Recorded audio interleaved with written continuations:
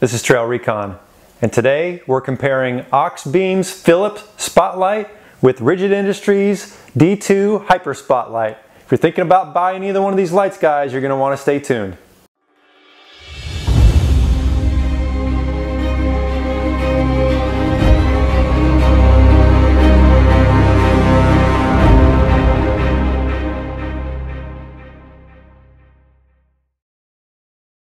Okay, before we get started with the review, guys, I want to add a disclaimer. I have not been asked to do this by either Auxbeam or Rigid Industries. I haven't received any compensation for this review. This is my opinion and just strictly my review of these two sets of lights. I have owned a pair of Auxbeam lights on my Jeep for about 7 months and Rigid Industries lights on my Jeep for the same amount of time. So I'll give you a little bit of comparison and contrast to those since I've had them and these two new lights. So let's go ahead and get started, guys. Alright, so let's talk about what you get with the Auxbeam lights. I bought these on Amazon, and for two of them, total out the door was about $58. You get a nice pair of lights. These are hyper spots. You get about a 14-inch cord, and you get some nice mounting hardware and some screws and a little Allen wrench that come with there. And that's what you get in the box with the Auxbeams. Alright, and here are the Rigid Industry lights, and they're pretty great lights. You get a nice cord which is about the same length, but it does come with its male connector on it. The lights come with its own wire loom, and the wire loom has a relay, a fuse, it's got connectors for the battery terminal. These are the connectors for the lights. They got a nice little rubber waterproof seal on there. And then you've got the connectors for the button switch that it comes with. And it does come with a nice little button switch that lights up. I won't be using that stuff because I have an S-Pod system. I'll actually just kind of use the wire. But if you don't have an S-Pod, everything you need comes right here for these lights. Also comes with your hardware. It's a little bit different. These have a little bit different design. I'll tell you, I haven't had any problems with these. I do prefer black, and I ended up painting mine black just so I could have that. So I wish they came black, but they're all right. They're good to go. Very functional. All right, now here we got them side by side. And there's a few subtle differences that you may not know unless you actually had them right next to each other. The first thing you notice, obviously, is you have the white lettering, and this has the raised metal lettering.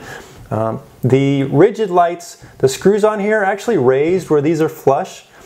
The back side here, you can tell that the connectors are a little bit different. This has more of a kind of a screwed in clamp, where this has kind of a rubber gasket that goes around there. They're both good. The lights I haven't had any leak issues or anything like that. The coating on them, though, is different.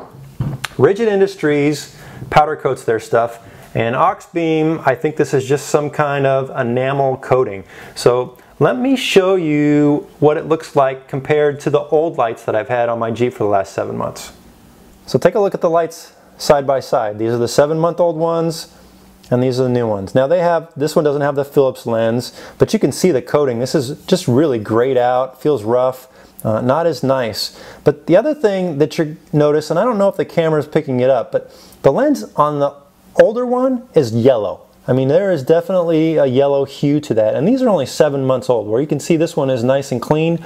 My concern is in 7 months, this one might start to look like that one. I'm confident that the coating is going to turn out the same way in about 7 months. So that's something to think about if you're thinking about buying these lights. So the other thing about the Auxbeam lights that I've had for about 7 months is you can see I've got some condensation behind the lens. And when I called Auxbeam and said, look, you know, the lenses are fogging up, they recommended that I turn them on and go out on a trail and keep them on for a long time and heat them up, see if I could burn the condensation off. Well, it didn't work.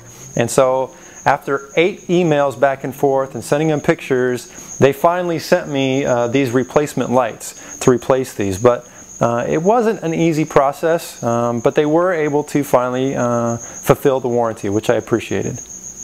Here's the Rigid D2 diffuse lenses with the new Hyperspot lenses. So I can't compare lenses side by side, but I will tell you that there's no yellowing of this lens. But the thing I really like is there's no graying of the coating here. This is almost just as new. I mean, the powder coating has really held up very nicely for the last 7 months. I'm very happy with these lights. Okay, and just for comparison's sake, I'm going to go ahead and weigh them and see if there's a difference here. So this is the Auxbeam light.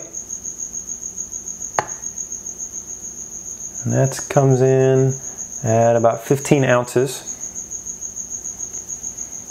And this is the Rigid Industries light.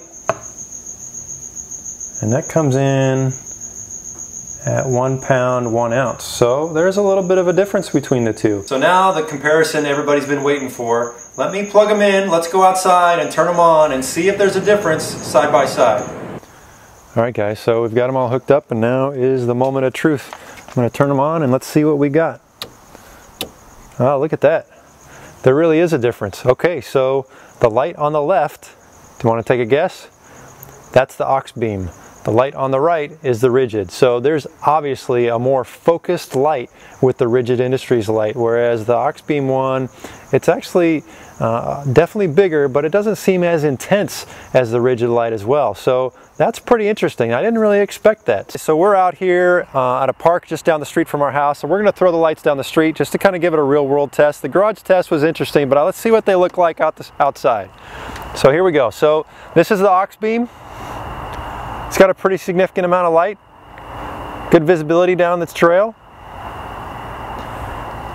And this is the Rigid. Oh wow, that is quite a bit of difference there, guys. That is a good focus of light all the way down the trail, and things are a lot brighter. I don't know if that's showing up on camera, but that's a big difference. Let me do them side by side. So Rigid on the right, Auxbeam on the left. You can definitely see the focus of light with the Rigid is significant.